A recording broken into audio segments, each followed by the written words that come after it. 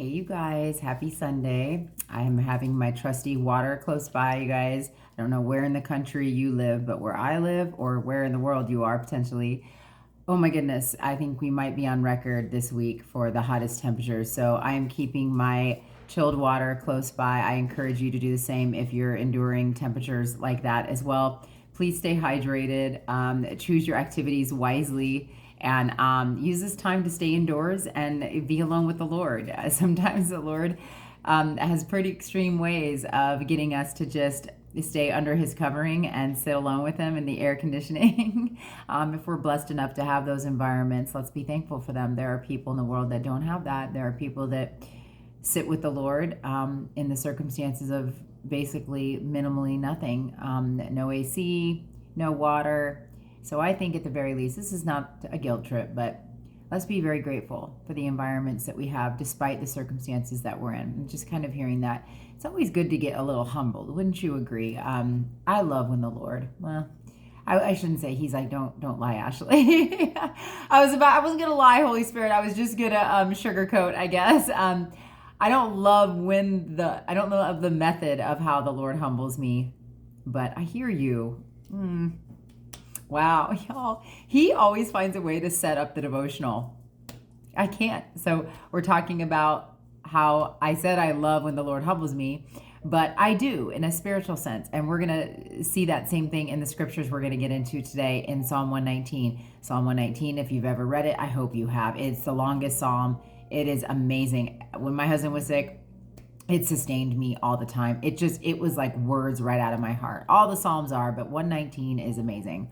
So that being said, I just said that I love when the Lord humbles me. And I was going to correct myself because I was kind of sugarcoating it. But he's like, well, in a lot of ways, spiritually, we are. When you're truly following the Lord, you are grateful and you do love when the Lord humbles you. Why? Because humbling usually comes from chastisement, the Lord allowing things in your life to show you what was good for you and what wasn't.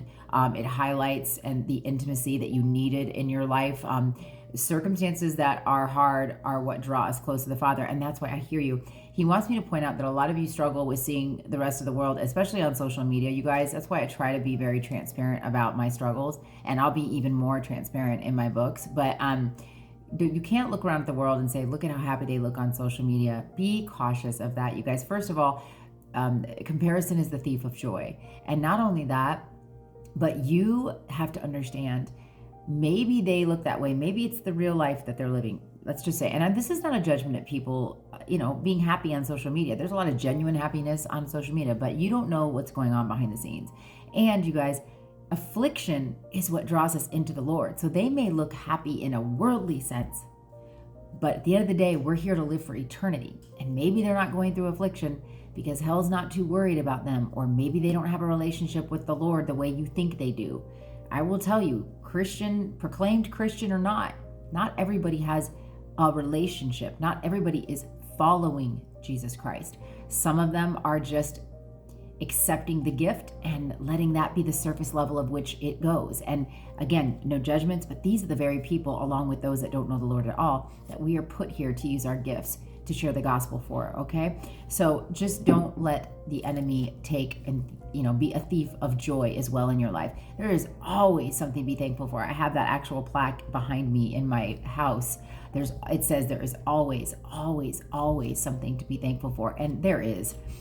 Let me tell you, when I've gotten into my pity parties and then I realize my mentor talks about this, all my pity parties that the only person that's showing up for anymore are me and the enemy.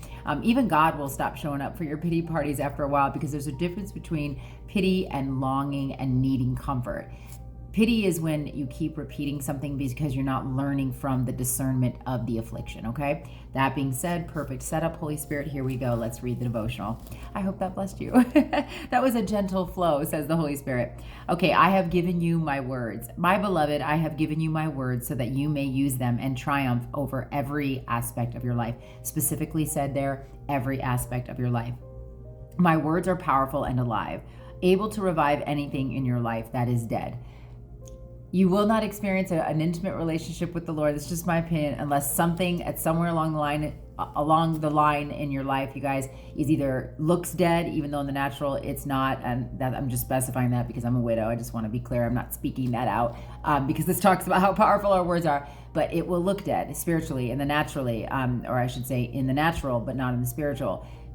Things happen in the spiritual before they do the natural. That's how God gets all his glory. Why does he get glory from that? Because just like Noah, the world looks and sees a crazy man building a boat when there's no rain, but then God knows I've already seen the rain and I've sent it and it's on its way. So remember, your words have power, and it says that it's able to revive anything that looks dead.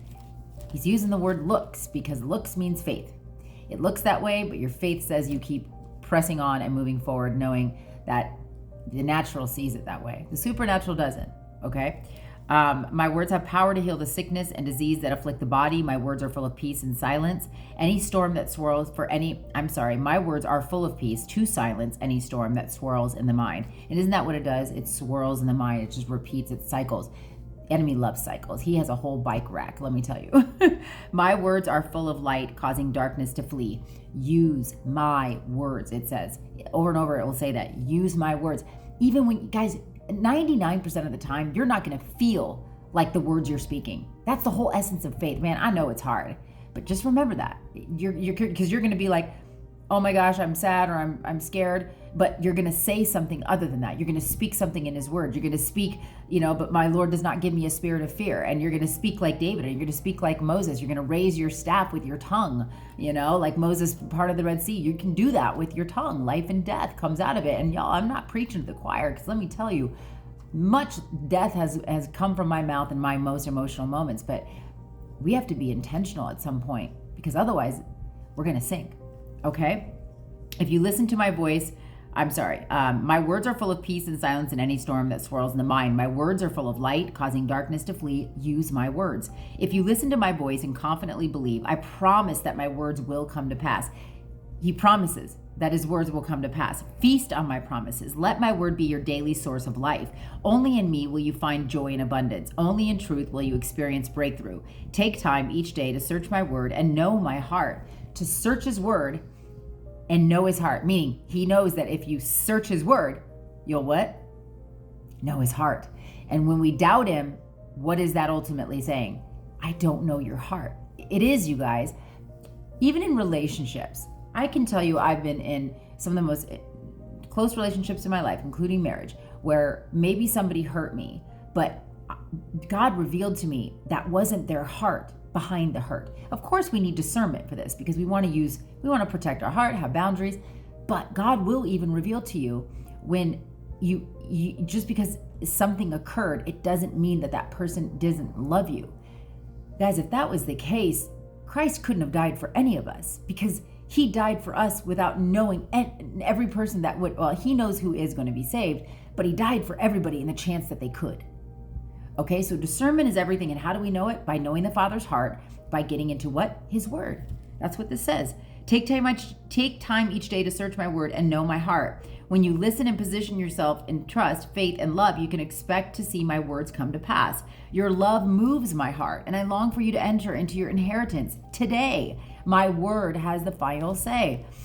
Your extravagant kindness to me makes me want to follow your words even more. Teach me how to make good decisions and give me revelation light, for I believe in your commands. This is Psalm 119, 65 through 66. Please get into Psalm 119. It's a long psalm. It's going to take days, potentially weeks, but ponder it. Again, Psalm 119 is a great psalm to really meditate. And there's something for everybody in Psalm 119. But you guys, in this psalm, the psalmist talks about that it is good that they were afflicted, okay? And that it is good. And like the beginning of this devotional, I said, I love when the Lord humbles me. There's some fleshy rebuke in that from the Holy Spirit for me, meaning he knows my flesh does not love to go through affliction, but he also knows I'm consecrated enough, and I've taken that journey to where I'm like, Lord, the world can promise me nothing. The world can give me nothing. It will leave me on empty every time. But with you, oh God, the affliction I face, I know will give me discernment. And it actually specifically speaks those exact words. If you get into Psalm 119, verse 73 through 80. Get into it. I might do a part 2 to this and read part of it just to further elaborate. But I have a busy day, you guys. I hope this blessed you. Remember, his word reveals his heart. So get into his word, especially when you're feeling weak, especially when you're feeling weary. The enemy will meet you there. Don't meet the enemy. Meet the Lord in his word so you can know his heart. I'm going to pop in, guys.